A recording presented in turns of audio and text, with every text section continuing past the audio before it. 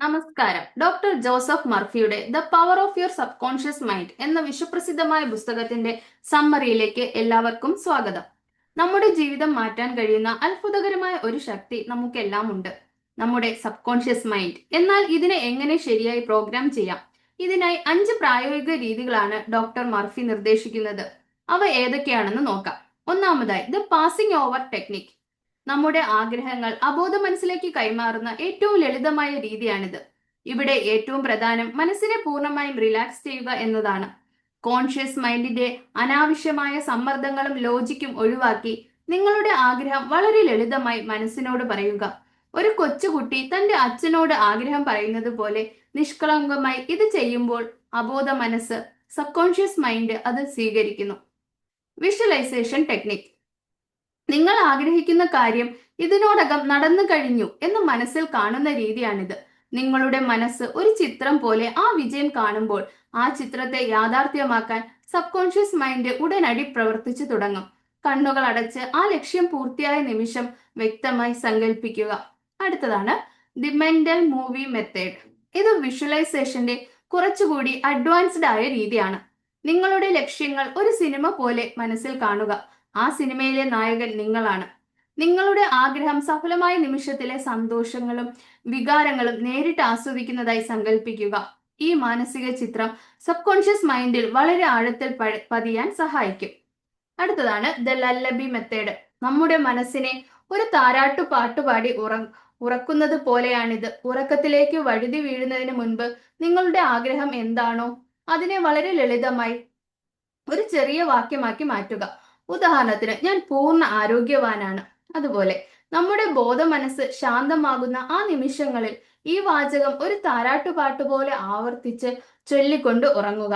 ഇത് നിങ്ങളുടെ സന്ദേശങ്ങളെ നേരിട്ട് സബ് കോൺഷ്യസ് മൈൻഡിലേക്ക് എത്തിക്കുന്നു. ഇതിലൂടെ യാതൊരു തടസ്സവുമില്ലാതെ നിങ്ങളുടെ ലക്ഷ്യം മനസ്സിൽ പതിയും. അടുത്തതാണ് ദ സ്ലീപ്പ് ടെക്നിക്. നമ്മൾ ഉറങ്ങാൻ തുടങ്ങുമ്പോൾ നമ്മളുടെ കോൺഷ്യസ് മൈൻഡ് പതിയെ വിശ്രമത്തിലേക്ക് കടക്കുന്നു. ഈ സുവർണ നിമിഷങ്ങളിൽ നിങ്ങളുടെ ഉത്കണ്ഠകളോ ആകുലതകളോ ഒരിക്കലും പങ്കുവെക്കരുത്. പകരം പോസിറ്റീവായ കാര്യങ്ങൾ മാത്രം ചിന്തിക്കുക. ഉറക്കത്തിന്റെ ആ നിമിഷങ്ങൾ സബ് കോൺഷ്യസ് മൈൻഡിനെ സ്വാധീനിക്കാൻ ഏറ്റവും മികച്ച സമയമാണ്. നിങ്ങൾ സന്തോഷത്തോടെയും സമാധാനത്തോടെയും ഉറങ്ങാൻ പോകുന്നത് നിങ്ങളുടെ ജീവിതത്തിൽ വലിയ മാറ്റങ്ങൾ കൊണ്ടുവരും. ചുരുക്കത്തിൽ പറഞ്ഞാൽ, നമ്മളുടെ ബോധ മനസ്സ്, അതായത് കോൺഷ്യസ് മൈൻഡ് എന്തിനെയാണോ സത്യമെന്ന് വിശ്വസിക്കുന്നത് അത് അബോധ മനസ്സ്, അതാണ് സബ് കോൺഷ്യസ് മൈൻഡ്, യാഥാർത്ഥ്യമാക്കി മാറ്റുന്നു. ഈ രീതികൾ വെറുതെ ഒരു ദിവസമോ 2 ദിവസമോ ചെയ്താൽ പോരാ, ഇത് സ്ഥിരമായി പരിശീലിക്കണം. അങ്ങനെ ചെയ്താൽ നിങ്ങളുടെ വലിയ സ്വപ്നങ്ങൾ പോലും യാഥാർത്ഥ്യമാക്കാൻ നിങ്ങൾക്ക് സാധിക്കും. നമ്മൾ എല്ലാവരും നമ്മുടെ അബോധ മനസ്സ് ഉപയോഗിച്ച് വലിയ കാര്യങ്ങൾ നേടിയെടുക്കാൻ ആഗ്രഹിക്കുന്നവരാണ്. എന്നാൽ പലപ്പോഴും നമ്മൾ വിചാരിച്ച റിസൾട്ട് നമുക്ക് ലഭിക്കാറില്ല. എന്തുകൊണ്ടാണ് ഇങ്ങനെ സംഭവിക്കുന്നത്? നമ്മൾ ചെയ്യുന്ന തെറ്റുകൾ എന്തൊക്കെയാണ്? ഇതിനുള്ള ഉത്തരമാണ് അടുത്ത അധ്യായത്തിൽ പറയുന്നത്. നമ്മുടെ ആഗ്രഹങ്ങൾ സഫലമാകാതിരിക്കാൻ പ്രധാനമായും 2 കാരണങ്ങളാണ് ഉള്ളത്. ഒന്ന്, ആത്മവിശ്വാസമില്ലായ്മ. എന്റെ ആഗ്രഹം നടക്കുമോ എന്ന ചെറിയ ഒരു സംശയം പോലും അബോധ മനസ്സിലേക്കുള്ള വഴി അടയ്ക്കും. അമിതമായ പരിശ്രമമാണ് അടുത്തത്. ഇതാണ് പലരും ചെയ്യുന്ന വലിയ തെറ്റ്. ഒരു കാര്യത്തിനായി നമ്മൾ അമിതമായി നിർബന്ധം പിടിക്കുമ്പോൾ അല്ലെങ്കിൽ മനസ്സിനെ വല്ലാതെ സമ്മർദ്ദത്തിലാക്കുമ്പോൾ ബോധ മനസ്സ്, കോൺഷ്യസ് മൈൻഡ് അവിടെ ഒരു തടസ്സമായി മാറുന്നു. നമ്മൾ എത്രത്തോളം ശാന്തമായിരിക്കുന്നുവോ അത്രത്തോളം വേഗത്തിൽ സബ് കോൺഷ്യസ് മൈൻഡ് പ്രതികരിക്കും. നമ്മൾ എത്രത്തോളം ശാന്തമായിരിക്കുന്നുവോ അത്രത്തോളം വേഗത്തിൽ സബ് കോൺഷ്യസ് മൈൻഡ് പ്രതികരിക്കും. ഒരു കാര്യം നേടാൻ വേണ്ടി വല്ലാതെ കഷ്ടപ്പെടുന്നതിന് പകരം അത് നടന്നു കഴിഞ്ഞു എന്ന വിശ്വാസത്തോടെ മനസ്സിന് വിട്ടുകൊടുക്കുകയാണ് വേണ്ടത്. അമിതമായ വാശി നമ്മുടെ വിജയത്തെ വൈകിപ്പിക്കുകയുള്ളൂ. അപ്പോൾ ഒരു കാര്യം നേടാൻ വേണ്ടി വല്ലാതെ കഷ്ടപ്പെടുന്നതിന് പകരം അത് നടന്നു കഴിഞ്ഞു എന്ന വിശ്വാസം മനസ്സിന് വിട്ടുകൊടുക്കുകയാണ് വേണ്ടത്. അതായത് എഫേർട്ട്ലെസ് പ്രയർ, അഥവാ സമ്മർദ്ദമില്ലാതെ പ്രാർത്ഥന. നമ്മുടെ അബോധ മനസ്സിനെ സ്വാധീനിക്കാൻ ശ്രമിക്കുമ്പോൾ ശ്രദ്ധിക്കേണ്ട ഏറ്റവും വലിയ രഹസ്യമായാണ് ഇതിനെ പറയുന്നത് ലളിതമായ ആശയവിനിമയം.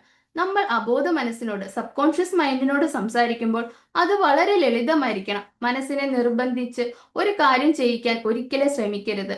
ഒരു കൊച്ചുകുട്ടിയോട് സംസാരിക്കുന്നത് പോലെ സ്നേഹത്തോടെയും ലളിതമായി കാര്യങ്ങൾ അവതരിപ്പിക്കുക.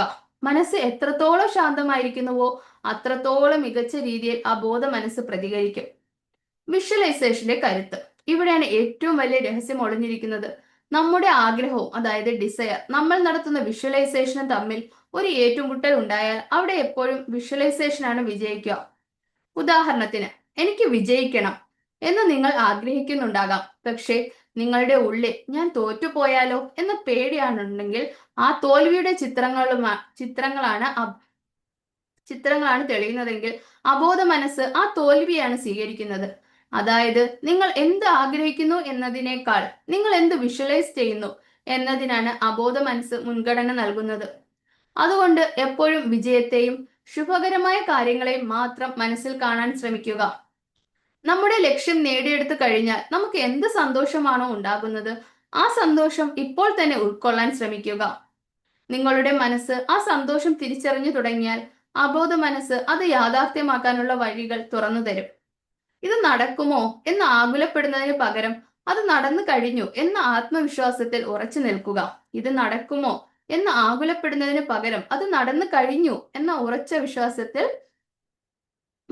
വിശ്വസിക്കുക. അതുകൊണ്ട് സുഹൃത്തുക്കളെ, നമ്മൾ നമ്മുടെ അബോധ മനസ്സിനെ പൂർണ്ണമായും വിശ്വസിക്കണം. നമ്മൾ എത്രത്തോളം ശാന്തമായിരിക്കുന്നുവോ അത്രത്തോളം വേഗത്തിൽ നമ്മൾ ആഗ്രഹിച്ച കാര്യങ്ങൾ നേടിയെടുക്കാൻ സാധിക്കും. അമിതമായ ഉത്കണ്ഠ ഒഴിവാക്കി നമ്മുടെ ലക്ഷ്യങ്ങൾ സഫലമായി എന്ന് ഉറച്ചു വിശ്വസിക്കുക. നമ്മുടെ മനസ്സിന്റെ ശക്തിയിൽ വിശ്വസിച്ചാൽ നമുക്ക് അസാധ്യമായി ഒന്നുമില്ല. നമ്മൾ എല്ലാവരും സാമ്പത്തികമായ ഉയർച്ച ആഗ്രഹിക്കുന്നവരാണ്. എന്നാൽ എന്തുകൊണ്ടാണ് ചിലർ മാത്രം വളരെ എളുപ്പത്തിൽ സമ്പന്നരാകുന്നത്? സമ്പത്ത് എന്നത് നമ്മുടെ കഠിനാധ്വാനത്തെക്കാൾ ഉപരിയായി നമ്മുടെ ചിന്താഗതിയുമായി, നമ്മുടെ മൈൻഡ് സെറ്റുമായി ബന്ധപ്പെട്ടിരിക്കുന്നു. എങ്ങനെ നമുക്ക് സമ്പന്നമായ ഒരു മൈൻഡ് സെറ്റ് ഉണ്ടാക്കിയെടുക്കാം? സമ്പത്ത് ഒരു മാനസികാവസ്ഥയാണ്. സമ്പന്നനാകുക എന്നത് കേവലം ബാങ്ക് ബാലൻസ് മാത്രമല്ല, അതൊരു മാനസികാവസ്ഥയാണ്. എനിക്ക് സമ്പത്തുണ്ട്, ഞാൻ അത് അർഹിക്കുന്നു എന്ന ബോധം നമ്മുടെ അബോധ മനസ്സിൽ ഉറപ്പിക്കുക. നമ്മൾ പണത്തെക്കുറിച്ച് എന്ത് വിശ്വസിക്കുന്നുവോ അതാണ് നമ്മുടെ ജീവിതത്തിൽ സംഭവിക്കുന്നത്. നെഗറ്റീവ് ചിന്തകൾ മാറ്റുക. പലരും പണത്തെക്കുറിച്ച് നെഗറ്റീവായ കാര്യങ്ങളാണ് പറയാറുള്ളത്. പണം എല്ലാ തിന്മകളുടെയും അടിസ്ഥാന കാരണമാണ്, അല്ലെങ്കിൽ പണം വരാൻ വലിയ കഷ്ടപ്പാടാണ് എന്നൊക്കെയുള്ള ചിന്തകൾ അബോധ മനസ്സിൽ ഉണ്ടെങ്കിൽ പണം നമ്മളിൽ നിന്ന് അകന്നു പോകും. പണം നമുക്ക് നല്ല കാര്യങ്ങൾ ചെയ്യാനുള്ള ഒരു ഉപാധിയാണെന്ന് തിരിച്ചറിയുക. അതിനെ സ്നേഹത്തോടെയും ബഹുമാനത്തോടെയും കാണുക. ദാരിദ്ര്യ ചിന്തയെ ഒഴിവാക്കുക. ദാരിദ്ര്യം, പോവർട്ടി എന്നത് ഒരു സാഹചര്യമല്ല, മറിച്ച് അതൊരു മാനസിക അവസ്ഥയാണ്. നമ്മൾ എപ്പോഴും എന്റെ കയ്യിൽ പണമില്ല, ഇതിന് ഒത്തിരി വിലയാണ് എന്നിങ്ങനെ പരാതി പറയുമ്പോൾ നമ്മൾ ദാരിദ്ര്യത്തെയാണ് ആവാഹിക്കുന്നത്. ഇതിന് പകരം എന്റെ ജീവിതത്തിലേക്ക് സമ്പത്ത് എല്ലാ വഴികളിലൂടെയും ഒഴുകി വരുന്നു എന്ന് വിശ്വസിക്കാൻ തുടങ്ങുക. എന്റെ ജീവിതത്തിലേക്ക് സമ്പത്ത് എല്ലാ വഴികളിലൂടെയും ഒഴുകി വരുന്നു എന്ന് വിശ്വസിക്കാൻ തുടങ്ങുക. അസൂയ ഉപേക്ഷിക്കുക.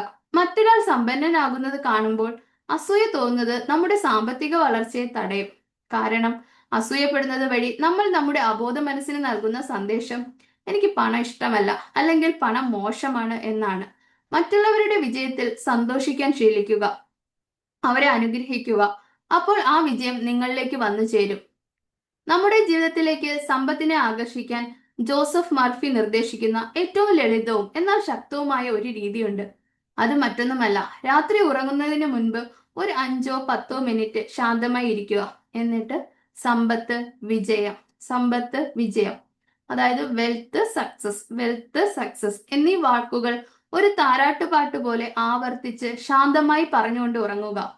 നമ്മൾ ഇങ്ങനെ ചെയ്യുമ്പോൾ അത് നമ്മുടെ അബോധ മനസ്സിനെ സമ്പത്തിലേക്ക് പ്രോഗ്രാം ചെയ്യാൻ സഹായിക്കുന്നു.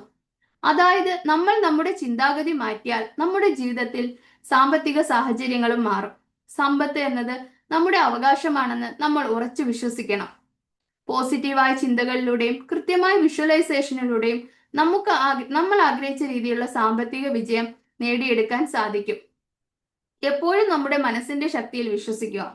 പണം എന്നത് നമ്മുടെ ജീവിതത്തിൽ സുഗമമായി ഒഴുകേണ്ട ഒന്നാണെന്നും അത് കൈവശം വെക്കുന്നത് ഒരു തെറ്റല്ലെന്നും നമ്മൾ ചിന്തിക്കണം.